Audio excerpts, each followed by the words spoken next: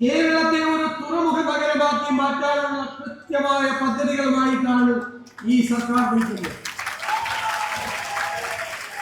രണ്ട് പ്രധാനപ്പെട്ട അന്താരാഷ്ട്ര തുറമുഖങ്ങളും ഒരു കണ്ടെയ്നർ ടെർമിനലും 17 മിനി പോർട്ടുകളും 600 കിലോമീറ്റർ അറബിക്കടലുമുള്ള ഈ കേരളത്തെ നമ്മളൊരു തുറമുഖ നഗരമാക്കി മാറ്റും. തുടങ്ങും ഇപ്പോൾ തന്നെ. 4 അന്താരാഷ്ട്ര വിമാനത്താവളങ്ങളുള്ള കേരളം ഇന്ത്യയിലെ ഏറ്റവും കൂടുതൽ ഏവിയേഷൻ പ്രോജക്റ്റുകളുള്ള സംസ്ഥാനമാക്കി നമ്മൾ മാറ്റും. എന്റെ കുഞ്ഞുങ്ങളെ, നമ്മുടെ കുഞ്ഞുങ്ങളെ വിദ്യാഭ്യാസം തേടി, തൊഴിൽ തേടി ലക്ഷങ്ങൾ അവർ വിദേശത്തേക്ക് പോകുന്നതിന് കുറവ് വരുത്തും. അവരവരുടെ മാതാപിതാക്കളോടൊപ്പം കേരളത്തിൽ നിന്ന് നന്നായി പഠിച്ച് നല്ല ജോലി കിട്ടുന്നതിനുള്ള അവസരം നമ്മൾ ഈ നമ്മുടെ കേരളത്തിൽ ഉണ്ടാക്കും.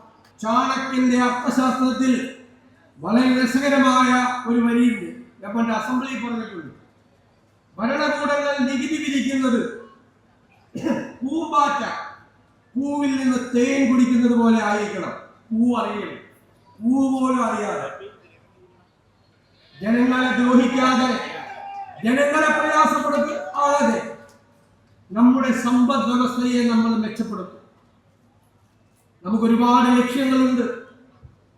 ഞാൻ ഇവിടെ എത്തി നിൽക്കുമ്പോൾ, ഞാൻ തിരിഞ്ഞു നോക്കുമ്പോൾ ഞാൻ കാണുന്നത് നിങ്ങളെയാണ്, നിങ്ങളെ മാത്രമാണ് എന്ന് നിറഞ്ഞ കണ്ണുകളോടെ പറഞ്ഞുകൊണ്ട് ഈ നാടിനെയും നിങ്ങളെയും മറക്കില്ല, മറക്കാൻ എനിക്ക് കഴിയില്ല എന്ന് മാത്രം വിനയപൂർവ്വം സൂചിപ്പിച്ചുകൊണ്ട് ഈ സ്വീകരണ സമ്മേളനം എന്നും ഹൃദയത്തിൽ സൂക്ഷിച്ചു വെക്കാനുള്ള ഒന്നാക്കി മാറ്റിയ നിങ്ങളോട് എല്ലാവരോടും നന്ദി പറഞ്ഞുകൊണ്ട് ഞാൻ എൻ്റെ വാക്കുകൾ ചുരുക്കുന്നു. നമസ്കാരം.